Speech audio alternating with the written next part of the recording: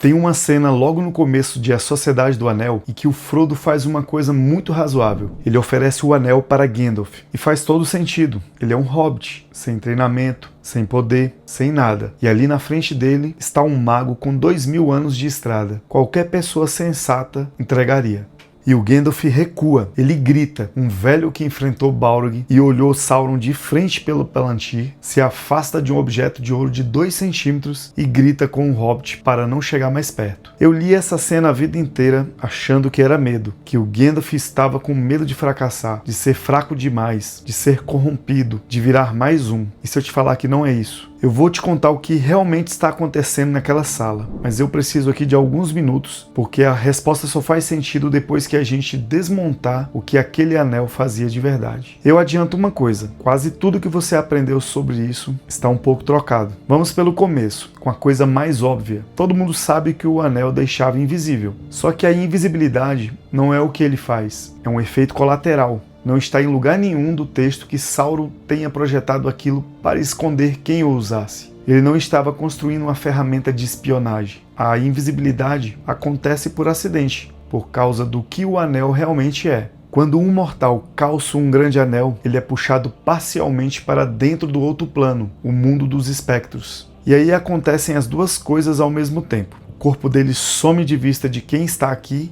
e ele começa a enxergar quem está do outro lado. É por isso que, quando o Frodo usa o anel no topo do vento, ele finalmente vê os Nazgûl direito. Não vê capas pretas montadas, vê os rostos, as roupas, as coroas. Ele está do lado de lá agora. E do lado de lá, eles estão perfeitamente visíveis. E é por isso também que naquele instante eles enxergam ele. Repare que não é um poder, é uma mudança de estado. Você não ganhou nada, você mudou de lugar. E o lugar para onde você foi é onde moram exatamente as criaturas que estão te procurando. Aliás, isso resolve uma pergunta que aparece muito. Por que os 3 anéis élficos não deixam ninguém invisível? Porque Sauron não os tocou. A invisibilidade vem do trabalho dele e não da natureza dos anéis em si. Agora a parte mais importante, e é aqui que a coisa fica realmente interessante. O anel não dá poder. Eu sei como isso soa estranho. Aguenta aí. O anel confere poder de acordo com a medida de cada portador, de acordo com a medida.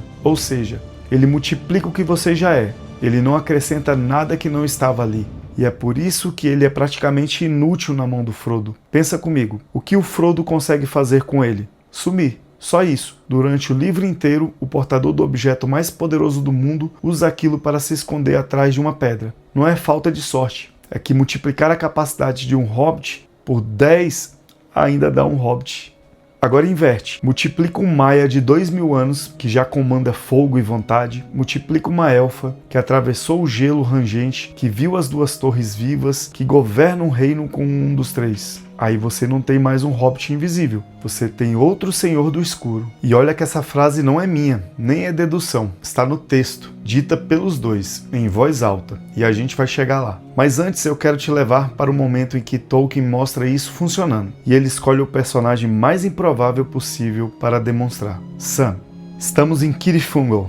O Frodo está caído, aparentemente morto. E o Sam pega o anel porque alguém precisa terminar a missão. E na hora em que ele coloca o anel faz o trabalho dele. Ele mostra ao Sam uma visão, e a visão é específica. Sam, o forte, herói da Era, marchando com uma espada flamejante através de Mordor, com exércitos atrás dele. E o vale inteiro de Gorgoroth, aquela terra morta de cinza e pedra, transformado num jardim. Um jardim gigantesco, florido e todo dele. Repare no que o anel escolheu oferecer. Não ofereceu trono, não ofereceu ouro, nem imortalidade, nem exército pelo exército. Ofereceu jardinagem, em escala continental. Porque é isso que o Sam ama. Ele é jardineiro, e a coisa mais importante do mundo para ele é fazer coisas crescerem em terra ruim. O anel não tentou transformar o Sam em outra pessoa. Ele ofereceu ao Sam a versão mais poderosa possível do próprio Sam. E é exatamente por isso que ele é tão perigoso. Ele não te corrompe com algo estranho.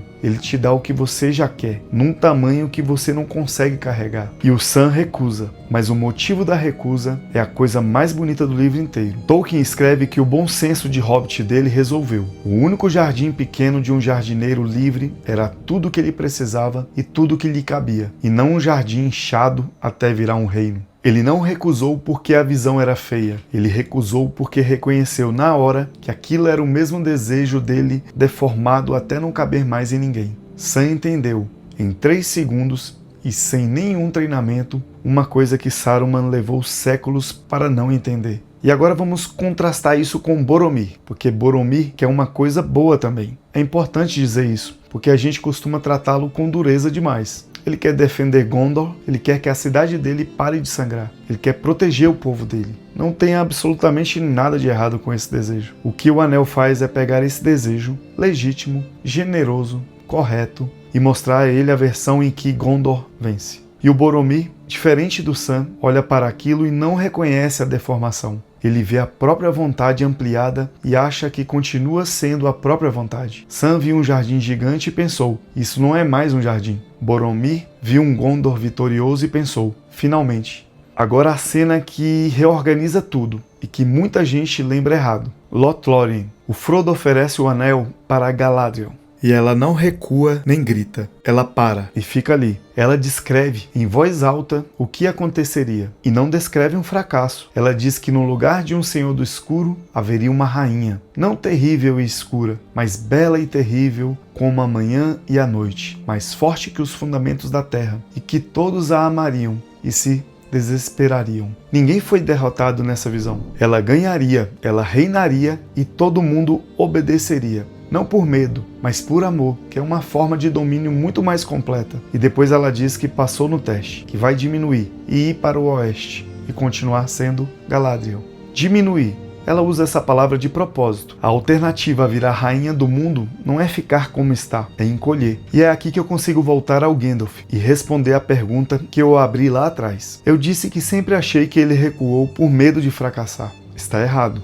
Ele recua pelo motivo oposto. Ele diz ao Frodo com todas as letras que não ouse tentá-lo, que ele não deseja se tornar como o próprio Senhor do Escuro. E aí ele explica o caminho exato pelo qual aquilo entraria nele. E não é ganância, e não é vaidade. É a piedade, compaixão pelos fracos e o desejo de ter força para fazer o bem. Pensa no que ele está dizendo. O Gandalf não tem medo de usar o anel para o mal, ele tem medo de usar o anel para o bem. E de ser bom o suficiente nisso. Ele passou 2000 anos na Terra-média vendo coisas terríveis que ele não pôde impedir, vendo gente morrer que ele não conseguiu salvar, carregando a certeza, todo dia, de que se ele tivesse só um pouco mais de força, teria dado para consertar. Coloca o anel no dedo dele e ele para de assistir, e ele começa a ser o protagonista. Ele salva, ou ele conserta as coisas, e depois salva a coisa seguinte, e a próxima, em algum ponto salva uma coisa que não pediu para ser salva, e salva a si mesmo porque ele sabe que está certo. Gandalf não recuou porque perderia, ele recuou porque ganharia, e porque do lado de dentro, ganhar e virar Sauron são exatamente o mesmo movimento. Então, respondendo de vez, o anel não transforma ninguém em monstro, ele te obedece, ele pega o que você mais quer, inclusive as coisas boas, principalmente as coisas boas, e te entrega numa escala em que ninguém devia ter aquilo. O sujeito que ele destrói mais rápido não é o mais ganancioso, é o mais convicto de que sabe o que é melhor para os outros. E eu quero aqui agora saber a sua opinião aqui nos comentários. Dos 4 que recusaram o anel, Gandalf, Galadriel, Sam e Boromir, que aliás nem hesitou. Qual você acha que teve a recusa mais difícil? Deixe aí nos comentários. E lembre-se de deixar um joinha, se inscrever no canal e ativar o sininho para não perder nenhuma notificação dos novos vídeos aqui no canal. Namaria, que as estrelas brilhem sobre o seu rosto.